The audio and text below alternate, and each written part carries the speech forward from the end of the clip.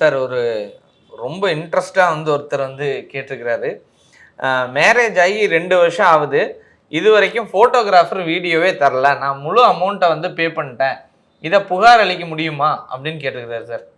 அதாவது இதை 2 வகையாக புகார் அளிக்க முடியும். நம்பர் 1, போலீஸ் ஸ்டேஷனில் போய் மோசடி வழக்கு. இவர் வந்து என்கிட்ட பணம் வாங்கிட்டு எனக்கு தலைமறைவாயிட்டார், அப்படி இல்லைன்னா சரியாக எனக்கு இதை கொடுக்கல அப்படின்னு புகார்கள் அளிக்க முடியும். அது வந்து ஐபிசியில் 420யும் பிஎன்எஸில் 318 வரும். ஓகே, ரொம்ப சிம்பிளாக அதுக்கு வந்து 7 ஆண்டு கடுங்கால் தண்டனை உண்டு. நம்பர் 1. அது தவிர்த்து இவரை வந்து கிளைம் பண்ணலாம். நீங்கள் உங்களோட பொக்கிஷம், உங்கள் வாழ்க்கையோட பொக்கிஷம் அந்த ஃபோட்டோவும் வீடியோவும், அதை ஒரு பணம் வாங்கிட்டு அவர் வந்து சரியாக அதை சரியாக செய்யாத பட்சத்தில் அவருக்கு ஒரு லீகல் நோட்டீஸ் அனுப்பலாம். லீகல் நோட்டீஸ் அனுப்பி எனக்கு வந்து இத்தனை லட்சம் எனக்கு நஷ்டஈடு வேணும், மன உளைச்சலுக்கும் மற்ற என்னுடைய பொருளை வந்து நீ கொடுக்காததுக்கும் அப்படின்னு சொல்லி நீங்கள் வந்து அவர் பேரில் ஒரு பெரிய வீடு இருந்துன்னா அதை வந்து ஜப்தி பண்ணுறது கூட உங்களால் முடியும். கன்சூமர் கோர்ட்டில் நீங்கள் ஆர்டர் வாங்குறீங்க, ஒரு 15 20 லட்ச ரூபா என்னோட மன உளைச்சலுக்கு இது மாதிரி வேணும் அப்படின்னு கேட்டு அவர் வந்து அதை எதிர்த்து உங்கள்கிட்ட வரணும். ஓகே, அதுக்கு வந்து நீங்கள் கொஞ்சம் மெனக்கெட்டு நீங்கள் லீகல் நோட்டீஸ் அனுப்பணும். ஒரு நல்ல லாயரை பார்க்கணும், கன்சூமர் கோர்ட் பார்க்குற லாயரை பார்த்து நீங்கள் அந்த 2 வழியிலையும் நீங்கள் செய்ய முடியும். இதுக்கு வந்து பனிஷ்மெண்ட், இதுக்கு வந்து நஷ்டஈடு, 2த்தையும் செய்யலாம் இந்த இடத்துல. சார் இப்போ இதில் 2 விஷயம் பார்க்குறோம். நமக்கு என்ன அப்படின்னா, இவர் பணம் கொடுத்தாரு அப்படிங்கறதுக்கான ஆதாரங்கள் எப்படி சார் சப்மிட் பண்ணணும்? பொதுவாக நம்ம பணம் கொடுக்குறோம் அப்படின்னா சும்மா கேஷாக கொடுத்துட முடியாது.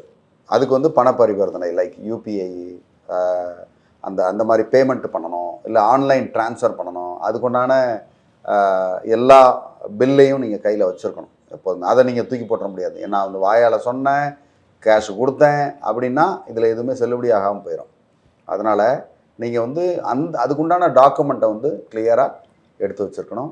2வது வேறு சில ஆதாரங்களும் வந்து எடுக்க முடியும். ஒரு உதாரணத்துக்கு பார்த்தீங்கன்னா, அவர்கிட்ட நீங்கள் பில்லு கேட்கலாம். வாட்ஸ்அப் சேட்டு இல்லை இமெயில் உங்களுக்கு வந்து ரைட்டு இந்த தேதியில் நான் அதை வாங்கியிருக்கேன், இந்த கேஷ் வாங்கியிருக்கேன் அப்படின்னு அவர் சொல்லலாம். வாட்ஸ்அப்பில் அவர் உங்களுக்கு செய்தியாக அனுப்பி நான் இத்தனாம் தேதிக்குள்ளே நான் உங்களுக்கு கொடுக்குறேன், இந்த பணம் வாங்குறதுக்கு உங்களுக்கு செஞ்சிடறேன் அப்படின்ற மாதிரி தகவல்கள் இருந்தாலும் அவர் பேரில் நான் நடவடிக்கை எடுக்க முடியும். சார் இப்போ நீங்கள் இது சொன்னதுலேருந்து நிறைய பேர் வந்து கூகுள் பே பண்ணுறாங்க அப்படின்னா அந்த டெஸ்கிரிப்ஷன் வைக்காமலே பண்ணிடுறாங்க. இது போன்ற நேரங்களில் அது பயன் தருங்களா சார்? டிஸ்கிரிப்ஷனில் வந்து நீங்கள் கண்டிப்பாக அதை போட்டிங்கன்னா ஆடட் அட்வான்டேஜ், உங்களுக்கு வந்து அடிஷ்னல் அட்வான்டேஜ். அதனால் எப்போதுமே அது வந்து எதுக்காக கொடுக்குறீங்கன்னு நம்ம ஞாபகத்துக்கும் இருக்கும், இந்த மாதிரி விஷயங்களுக்கும் அது பயன்படும். 2வது பண பரிவர்த்தனை, அவருக்கும் உங்களுக்கு என்ன சம்மந்தம் இருக்க போகுது? ஃபோட்டோகிராஃபரு, அவருக்கு நீங்கள் வந்து ஒரு 10,000 ரூபா பணம் கொடுத்துருக்கீங்க அப்படின்னா கொடுக்கல் வாங்கல் உங்களுக்கு கிடையாது. அப்படி இருக்கும் பட்சத்தில் நீங்கள் இதை வந்து நீங்கள் காரணமாக காட்டி தாராளமாக அவர் பேரில் வழக்கு தொடுக்க முடியும். இப்போ நிறைய ஃபோட்டோகிராஃபர்கள் பணம் வந்து ஆல்பம் வந்து தர்றது லேட் ஆயிடுது அப்படிங்கிற கண்டிஷன் நம்ம பெரும்பாலாக பார்க்குறோம் சார். அதுக்கு பதிலாக வந்து அவங்களுக்கு ஒரு 70% பணம் கொடுத்துட்டு 30% நிறுத்தி வச்சு கொடுக்கறது நல்லதுங்களா? சரி, அப்போ 70% கொடுக்காமல் போயிட்டாருன்னா அந்த பணத்தை எப்படி மீட்கிறது? அப்படிலாம் கிடையாது. நீங்கள் வந்து ஒன்று அவர்கிட்ட ஒரு கான்ட்ராக்ட் மாதிரி எழுதி வாங்கிட்டு எந்த ஒரு இது பண்ணாலும் ஒரு சிம்பிளாக இமெயில் தொடர்பு பண்ணிக்கலாம்.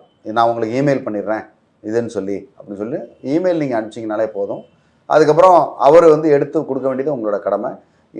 ஒரு சில நேரங்களில் பார்த்தீங்கன்னா 50% முதல்ல 50% கொடுத்துட்டு 50% வந்து முடிச்சதுக்கப்புறம் கொடுக்குறேன், இல்லை 25% முதல்ல கொடுத்துட்டு 75% பின்னாடி வாங்கிக்கிங்க, முடிச்சுட்டு வாங்கிக்கிங்கன்னு சொன்னீங்கன்னா இன்ஃபேக்ட் அது கூட நல்ல ஐடியா தான். அவர் மொத்த பணத்தையும் வாங்கிட்டு ஏதோ ஒரு அவரோட செலவுக்கு அவசர தேவைக்கு யூஸ் பண்ணிவிட்டு அவர் பாட்டுக்கு ஓடி போயிட்டார் அப்படின்னா கண்டிப்பாக உங்களோட பொக்கிஷம் காணாமல் போயிடும்.